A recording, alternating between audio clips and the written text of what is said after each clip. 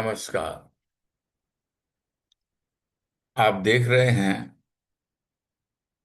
इस स्लाइड में मेरे साथ हैं प्रोफेसर डॉक्टर ए के खरे, मेरे मेंटर, मेरे गुरु।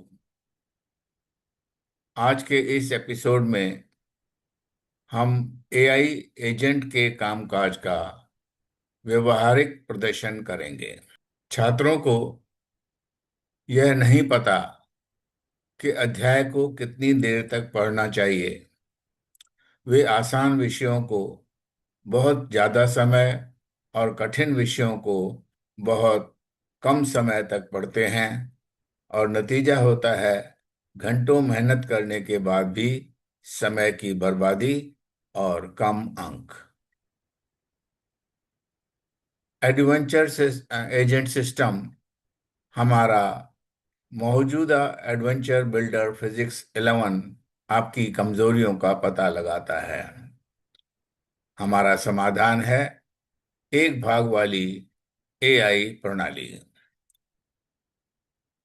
आप लेफ्ट में देख रहे हैं कि एक एजेंट है।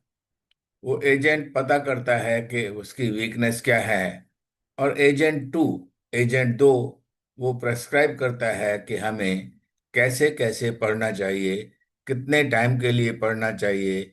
हमें का मतलब है स्टूडेंट को, जो अपनी कमी बताता है पहले एजेंट के हिसाब से अपनी टेस्ट प्रोड्यूस करके देकर, और उसमें अपनी कमियों का पता लगाता है और वो कमियां उसको बता देता है, हमारे एजेंट को बता देता है। उन कमियों के हिसाब से एजेंट जो है वो स्टूडेंट के लिए एक टाइमलाइन सेट करता है, डिपेंडिंग अपॉन कि उसने क्या क्या कमियां अपनी बताई हैं।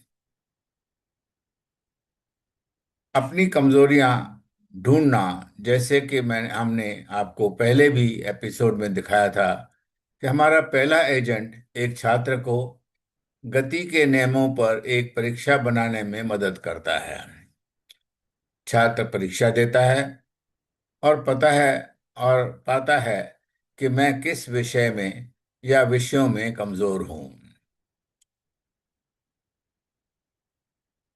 और इसके लिए मैं आपको दिखाता हूं अपना स्वयं का परीक्षण वो कैसे करता है।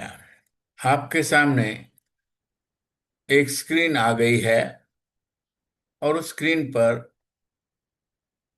जो टेस्ट वो बच्चा देगा या स्टूडेंट देगा, उस टेस्ट को स्टार्ट करने के लिए एक स्क्रीन आ गई है। आप देख रहे हैं ये एजुवेंचर टेस्ट बिल्डर फिजिक्स क्लास 11। आज मैं आपको सिर्फ फिजिक्स क्लास 11 के लिए दिखा रहा हूँ। इसी तरह का फिजिक्स क्लास 12 के लिए भी हो सकता है। इसी तरह का combination of the physics class 1 11 and class 12 हो सकता है। इसी तरह का हमारे पास किसी और सब्जेक्ट के लिए भी हो सकता है। ज़रूरी नहीं है कि वो फिजिक्स हो, केमिस्ट्री हो सकती है, बायोलॉजी हो सकती है, एस्ट्रोनॉमी हो सकती है। और मैं टेस्ट के लिए यहाँ पर स्टार्ट करता हूँ। क्योंकि मैंने क्लास उसको पहले ही बता रखी है, इसलिए वो उस क्लास के चैप्टर हमें दिखाएगा। मैंने क्लास को स्टार्ट किया, इसको ये अब रीड कर रहा है, जो इसको इंफॉर्मेशन दे दी गई है, जो इसको चैप्टर दे दिए गए हैं। क्लास 11 के 14 चैप्टर्स हैं, चैप्टर 1 से लेकर चैप्टर 14 तक। और ये हमें कह रहा है कि आप please choose the chapter number. और चैप्टर नंबर चूज करने के लिए मैं यहाँ पर 5 दबाता हूँ। जब 5,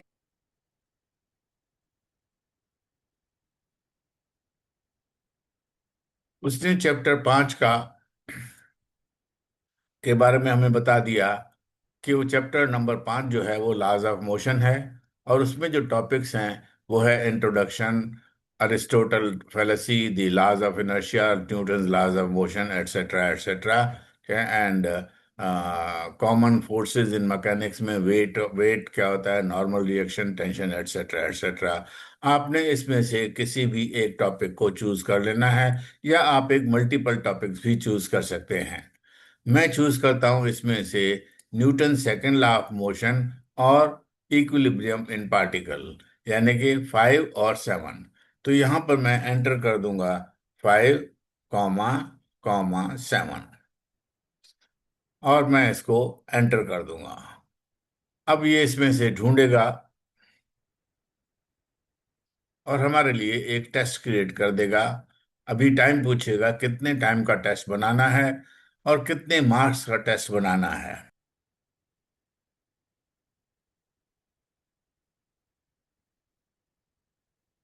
टोटल मार्क्स अब वो पूछ रहा है।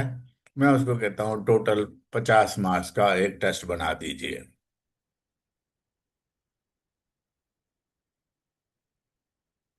और नेक्स्ट इनपुट जो मांग रहा है वो टोटल टेस्ट का टाइम मांगता है। मैं उसको कहता हूँ कि ये टेस्ट 50 मिनट के अंदर खत्म कर दीजिए, ये 50 मिनट के अंदर। जैसे ही मैंने उसको कहा, अब ये हमारा टेस्ट बनाना शुरू कर देगा। वो कह रहा है कि जो इजी क्वेश्चंस है उसके लिए वो 1 नंबर देगा, जो मीडियोकर है उनके लिए 2 नंबर देगा, मॉडरेट के लिए 2 नंबर देगा और डिफिकल्ट के लिए 4 नंबर देगा। मैं उसको कहता हूँ डिफॉल्ट। जो डिफॉल्ट है उसका, वही मैं उसका ले लेता हूँ। नहीं तो मैं इन नंबरों को चेंज भी कर सकता हूँ।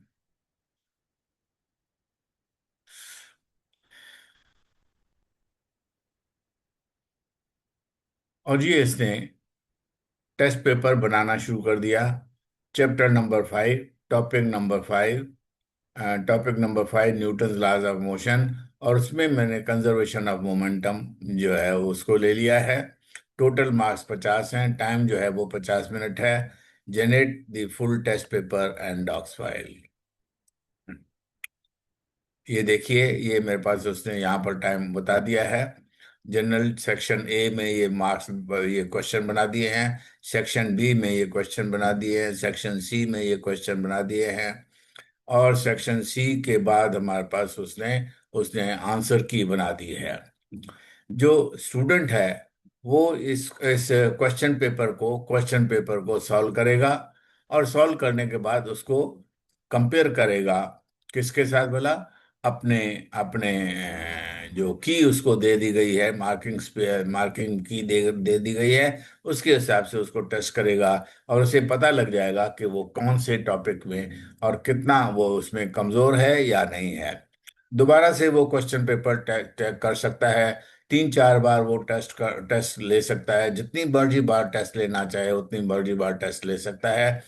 और टेस्ट लेने के बाद वो उसको पता लग जाएगा कि वो किन किन टॉपिक्स में कमजोर है। जब ये देख लिया उसने, तो नेक्स्ट हमारा स्टेप आता है व्यक्तिगत एजेंट बनाना।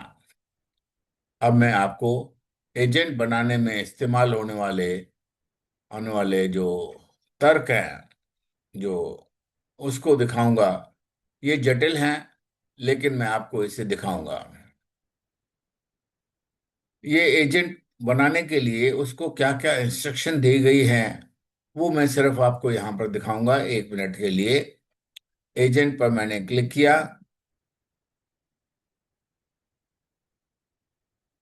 और उसने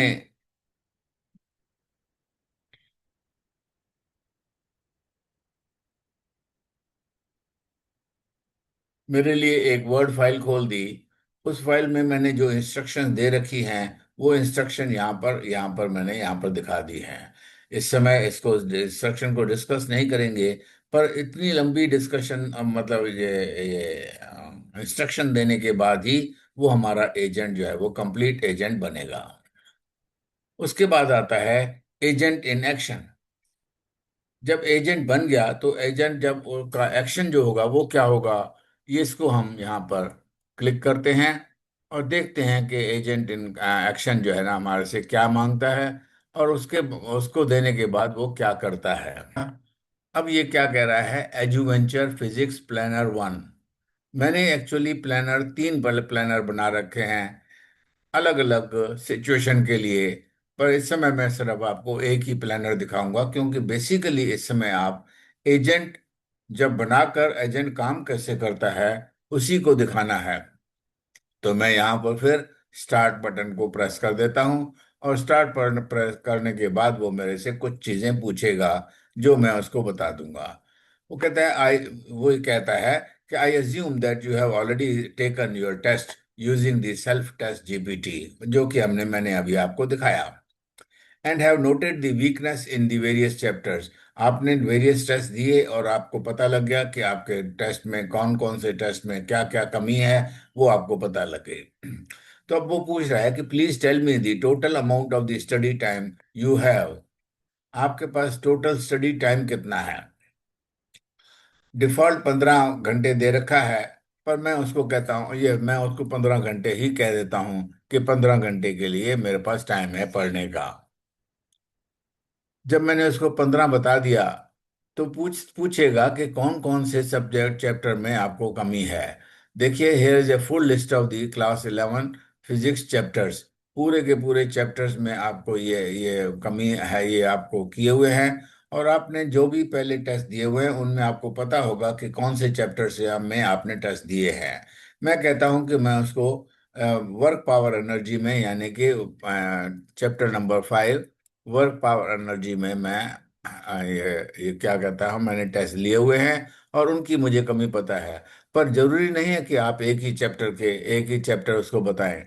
आप उसको और चैप्टर्स भी बता सकते हैं, जिन जिन चैप्टर्स में भी आपने ये दे रखा है। मैं उसको बताता हूँ कि 5 7 ग्रेविटेशन के लिए भी बता देता हूँ उसको। यानी कि मुझे वर्क पावर एनर्जी और ग्रेविटेशन के कॉरस्पॉन्डिंग टेस्ट जो है ना, वो मैंने तैयार किए हुए हैं। और मैं इसको एंटर दबा देता हूँ, एंटर की। अब ये उसमें से पूछेगा कि इन चैप्टर्स में आपकी आपकी ये जो सिचुएशन है वो कैसी है। चैप्टर नंबर देखिए, great, we will plan for the chapter number 5 and chapter number 7। Chapter number 5 और 7 मैंने अभी ढूंढे थे। चैप्टर 5 जो है वर्क पावर एनर्जी का है। चैप्टर 7 जो है वो किस चीज का है बोला, ये ग्रेविटेशन का है। अब ये इसमें से पूछेगा कि आपकी इस चैप्टर में, चैप्टर नंबर 5 में ओवरऑल वीकनेस है, वीकनेस इन द न्यूमेरिकल है, या वीक इन सम टॉपिक है, या नॉट वीक है। अगर आप वीक नहीं हैं तो उसको आप सिर्फ ये कह देंगे कि मैं वीक नहीं हूं इसमें। जैसे वर्क पावर एनर्जी बहुत ही आसान चैप्टर है, और उस चैप्टर में मैं कहता हूं कि मैं वीक नहीं हूं, तो वो मुझे बताना पड़ेगा कि किस चैप्टर में मैं वीक नहीं हूं। तो यहाँ पर नीचे एक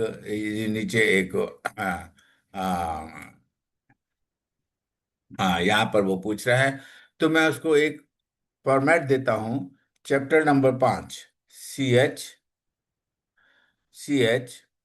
चैप्टर नंबर 5 में मैं ओवरऑल मैं वीक नहीं हूँ, कोलन करके not weak, not WEAK, not weak. फिर मैंने कॉमा लगाकर फिर चैप्टर 7 के बारे में मुझे बताया, मैंने बताया उसको CH7, 7 कोलन। ये इसका स्टैंडर्ड मेथड है, और जब आप एक बार शुरू करते हैं तो आपको पता लग जाता है कि आपने कैसे कैसे क्या क्या करना है। और उसमें मैं कहता हूं कि मुझे न्यूमेरिकल में प्रॉब्लम है सिर्फ, ठीक है। या मैं कहता हूं वीक इन सम टॉपिक्स है, ग्रेविटेशन में बहुत सारी चीजें हैं, मैं कहता हूं वीक इन सम टॉपिक्स, वीक इन सम सम टॉपिक्स।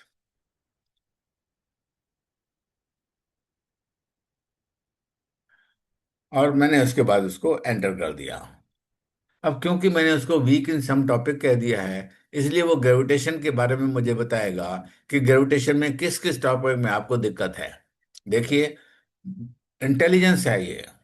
मैं उसको जो कह रहा हूँ उसमें से फिर वो ढूंढ कर पूछ रहा है कि आपको क्या क्या प्रॉब्लम है, ठीक है। तो कहता है कि जो चैप्टर नंबर 7 में आपको कैपलर्स लॉज में प्रॉब्लम है, या एस्केप स्पीड में प्रॉब्लम है, या ऑर्बिटल वेलोसिटी में प्रॉब्लम है।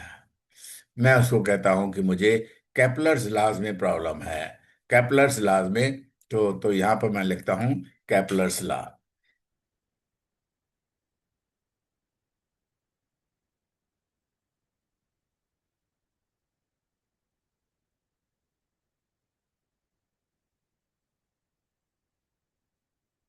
और जब मैंने उसको कैपलर्स लॉ बता दिया, तो अब वो मेरे लिए, अब सारी उसको इनपुट्स मिल चुकी हैं, सारी इनपुट। तो वेट को वो सेट कर रहा है, सेट कर रहा है। और ग्रेविटेशन के लिए उसने अपना एक वेटेज सेट कर ली, चैप्टर वर्क पावर एनर्जी के लिए उसने एक वेटेज सेट कर ली। और वेटेज जो है वो चैप्टर जो है, हमने इसको उसको पहले डाटा दे रखा है कि कौन कौन से चैप्टर्स में से क्या क्या कितने कितने मार्क्स होते हैं एक, और उसकी उसको और उसमें कितने टॉपिक्स हैं, उसके हिसाब से इसमें वो कैलकुलेट करता है। जो है, दी ग्रेविटेशन में 5.67 वेटेज आ रही है, और 5.67 टोटल वेटेज जो हो गई वो 14.175 हो गई इसकी। फिर उसके बाद आगे, आगे वो 15 आवर्स का आपको बता देता है चैप्टर नंबर 5 के लिए। चैप्टर नंबर 5 यानी कि वर्क पावर एनर्जी में, क्योंकि इसमें आप बिल्कुल भी कंफर्टेबल हैं, वीक नहीं हैं, इसलिए उसने कहा कि इसको 6 घंटे पढ़िए आप दिन में। 15 घंटे आपने पढ़ना है, तो आपने उसको कह दिया कि आप 6 घंटे पढ़िए। और फिर ग्रेविटेशन में वो कहता है कि आपको 9 घंटे पढ़ना होगा, क्योंकि ग्रेविटेशन के कुछ चैप्टर्स में आपको वीकनेस है। योर फाइनल स्टडी प्लान जो है ना चैप्टर 5 की, वो 6 घंटे वर्क पावर एनर्जी के लिए 6 घंटे। और उसमें फोकस एरियाज आपके पास क्या क्या होंगे? वर्क एनर्जी थ्योरम होगी, कोलिजन होंगे, पावर कैलकुलेशन होगी, ग्राफ बेस्ड बेस्ड न्यूमेरिकल्स होंगे। और फिर ग्रेविटेशन में आपको 9 घंटे का वो है। ये बताने के बाद फिर वो फर्दर कुछ पूछता है आपसे, फर्दर आपको सजेशन मांगता है आपसे कि क्या, if you want, I can break each chapter 5 5 hours into the daily schedules on topic topic by topic. मैं कहता हूँ यस, डिवीजन। और 3 डेज के लिए या 7 डेज के लिए कहता हूँ, मैं कहता हूँ उसको आप 7 डेज के लिए बना दीजिए, 7 डेज प्लान। ठीक है, please make daily schedule, create daily schedule, create daily schedule for the 7 day plan. तो यहां पर मुझे टाइप करना पड़ेगा, create, create daily schedule, DAILY, daily schedule for 7 days.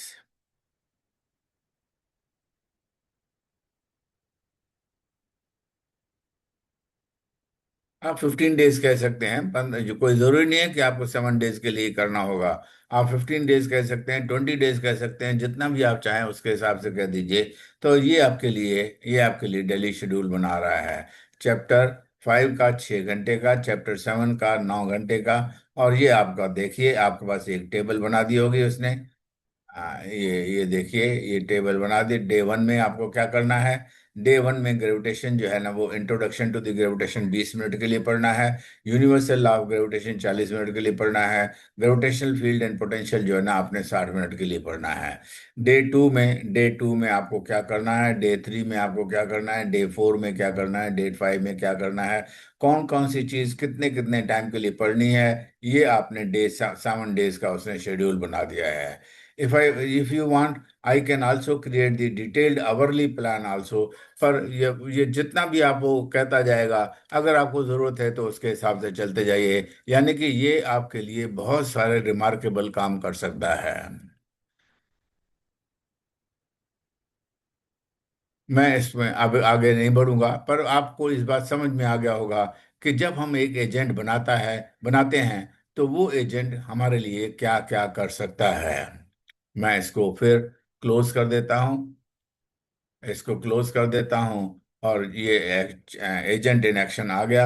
अब हमारे पास है कि इस एजेंट का तर्क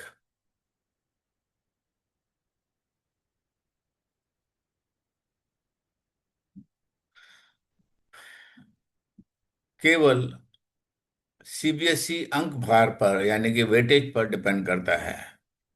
और मैं आपको दिखाता हूं कि वो जो वेटेज है वो कैसे है। हमने प्रत्येक इकाई के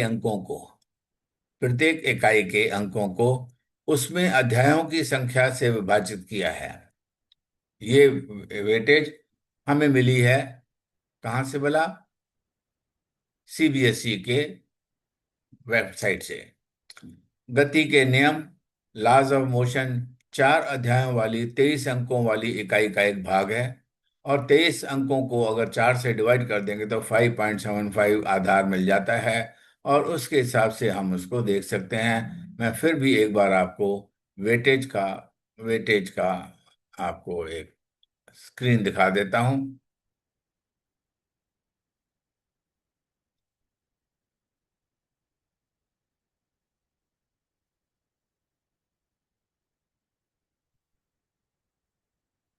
ये देखिए, physical word, units and dimension, ये हमारे पास।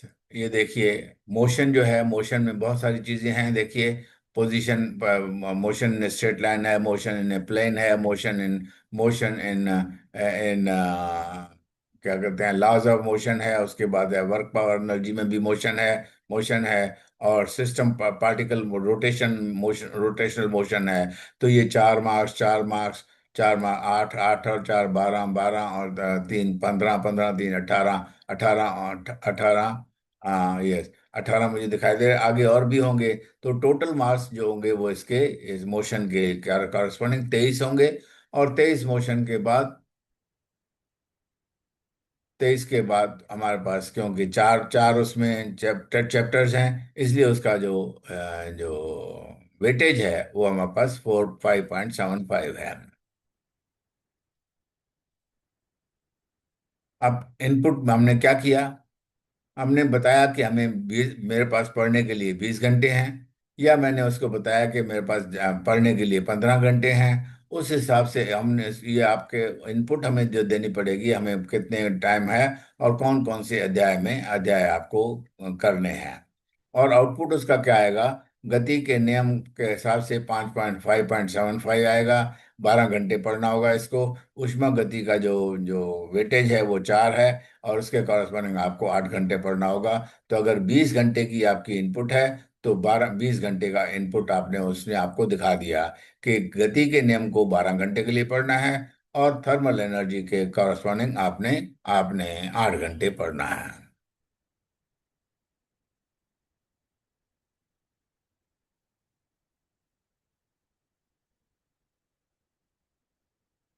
लाइव डेमो मैंने आपको अभी दिखा दिया है। यदि कोई छात्र किसी अध्याय में कमजोर है, तो गणना के लिए उसी के आधार पर वेटेज को दुगना करना होगा। अगर किसी में वो कहता है मैं वीक हूं, तो उसके लिए जो वेटेज होगी वो